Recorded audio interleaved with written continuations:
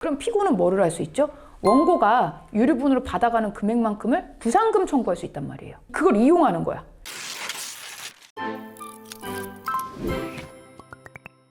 안녕하세요. 여러분의 상속메이트 최혜리 변호사입니다.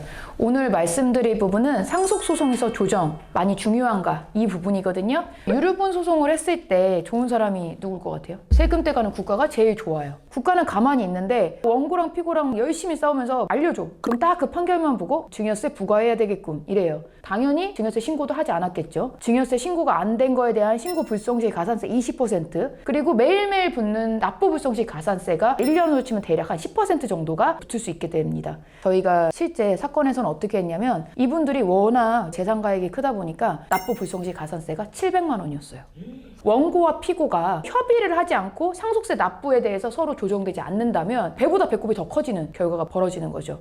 원고 입장에서 피고가 내는 거 상관없다 이렇게 볼 수가 없어요. 유류분 소송으로 인해서 원고도 돈을 분할받게 되면은 그 부분의 한도 내에서는 상속세를 납부해야 되고요. 만약에 원물 반환이 아닌 현금으로 지급받는 경우는 상속세뿐만 아니라 양도세도 내야 되는 결과가 벌어지거든요. 상속세에 대해 협의를 하지 않으면 매일매일 붙는 가산세에 대해서 우리도 일정 부분 책임을 져야 되는 상황이 벌어진 거죠. 그래서 상대방과 세금은 모두 해결하자 했던 게 첫 번째는 상속세, 두 번째는 부동산에 대한 취득세까지는 함께 납부하기로 한 거예요. 남아있는 다른 상속 재산으로. 합쳐서 나오는 상속세랑 취득세 이런 거는 다 처리했으니까 가산세가 나올 필요 없고. 가산세가 나오지 않으니까 너무 괜찮다고 생각이 들었죠. 세금을 다 공제하고 나머지 재산에서 유류분으로 받을 금액을 산정을 했었는데 금액 산정할 때 우리가 가산세도 안 물게 하지 않았느냐, 그러니까 이 부분 좀 고려해서 조금 더 주면 안 되냐 이렇게 사실 얘기를 굉장히 많이 했어요. 이러면서 저희가 원래 생각한 유류분보다는 더 받는 그런 결과를 하게 됐죠. 사실 우리 의뢰인 입장에서도 좋아. 유류분으로 금액을 받을 때는 어떻게 받아요? 세금을 고려하지 않고 그만큼을 줘라 라는 판결을 받잖아요. 그러면 뜯겨가는 돈이라 하더라도 판결의 금액에서 주게 되어 있으니까 많이 받게 되잖아요. 그래서 제가 그때 우리 의뢰인한테 뭐라 그랬냐면, 선생님이 조정을 하신다고 하면 성과보수 사실은 되게 줄어든다. 그렇다 하더라도 지금 협의를 하시는 것이 나중에 가산세 물고 이런 거보다 훨씬 낫다. 성과보수도 적게 주니까 더 많은 세이브를 하시는 거다. 이렇게 제가 그렇게 설득드렸거든요. 그래서 잘 끝났죠. 그만큼 조정으로 하면은 세금 부분을 빨리 해결할 수 있는 부분도 있거든요. 지금은 제가 장외에서 한 조정을 얘기했지만 조정 기일에서도 이런 조정을 하면 일부는 조정을 하고 시작을 하니까 세금은 내고 조정하자 이렇게 할 수 있잖아요. 그러니까 그런 부분에서도 좋고, 또 아까 말씀드린 것처럼 실제적 내용이 안 나와요. 그래서 증여세도 사실 부과되지 않는 효과가 좀 있죠. 이거는 세금적 측면에서 말씀드린 거고, 또 중요한 이유가 있어요. 원물 반환이 아니라 현금을 주는 입장이라 하더라도 피고는 조정을 갈 이유가 있어요. 피고는 원고에게 판결이 선고되면 지급하라고 나와요. 그 돈을 다. 그리고 지급 안 하면 연 12% 이자가 붙는단 말이에요. 근데 조정을 가면은 지급 기한을 조정할 수 있어요. 줄 돈이 확정적이라 하더라도, 아니면 조금 더 줘야 된다 하더라도 지급 기한을 좀 늘리는 거예요. 지금 당장 못 갚으니까 3, 4년에 걸쳐서 얼마씩 줘라 이렇게 조정을 하기도 하거든요. 원피고가 생판 남이 아니잖아요. 그러니까 피고의 그런 사정, 내가 이걸 받은 건 맞지만 이거 부동산이라서 내각할 수 있는 시간을 달라, 아니면 저당을 잡고 어떻게 할 수 있는 시간을 달라, 그러니까 기간을 좀 연장해 달라 하는 부분에서 조정이 또 필요한 경우가 있죠.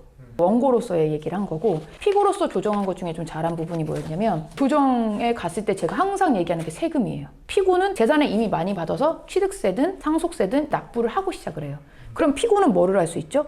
원고가 유류분으로 받아가는 금액만큼을 부상금 청구할 수 있단 말이에요. 그걸 이용하는 거야. 너네한테 구상금을 청구하지 않을 테니, 내가 먼저 상속세를 낸 만큼을 좀 고려해 주되 받은 거 있잖아, 그 부분 신고하지 않을 테니 이 절차에서 얼마 주는 거에 협의해달라 이렇게 하거든요. 그렇게 한번 합의를 한 적이 있는데 그때 고민이 되게 많았어. 왜냐면 내가 막 세금 얘기를 했을 거 아니야. 원고 변호사가 듣더니 좀 이상했나 봐요. 내가 좀 부풀린 면이 있지, 솔직히 죄송하지만 나는 우리 의뢰인의 이익을 위해서 내가 세금을 이렇게 얘기를 했지. 그랬더니 원고 측에서 뭔가 조금 이상했는지 안 하려고 하길래 일부러 들리게끔 양도세 물리면 돼요 막 이렇게 했어요, 우리 의뢰인한테. 그랬더니 원고 측에서 지급기한도 연장 안 해준다고 하고 세금도 여기서 하지 말라고 하니까 너무 돈이 큰 거예요. 그때 딱 베팅을 했지.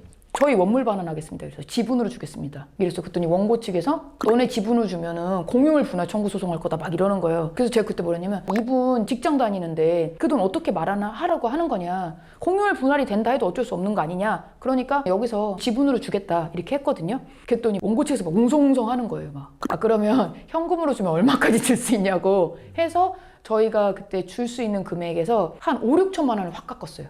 실제 줘야 되는 금액 중에. 그러니까 조정에선 이런 게 다 가능해요. 세금 얘기도 할 수 있고 조정하면서 지급 기한도 연장을 할 수가 있단 말이에요. 그래서 조정이 반드시 나쁘진 않아. 다들 좋다고만 볼 수도 없지만 원고는 원고대로, 피고는 피고대로 이득을 볼 수가 있어요.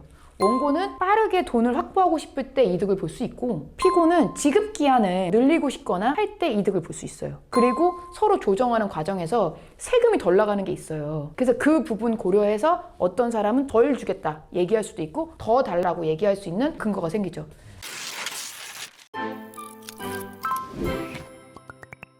조정 절차에서 특히 유류분 소송에서의 조정 절차 어떤 득이 있는지 이런 부분 제가 말씀드렸고요. 제가 다른 영상에서는 조정은 꼭 임할 필요는 없다 이렇게 말씀을 드렸지만 조정에서 좋은 이득이 있거든요. 그래서 그런 부분 많이 고려하셔서 두 영상 비교해 보신 다음에 나는 어떻게 조정 절차를 갈 것인가 생각해 보시길 바라겠습니다. 많이 도움이 되셨길 바라고요. 구독과 좋아요 눌러주세요. 감사합니다.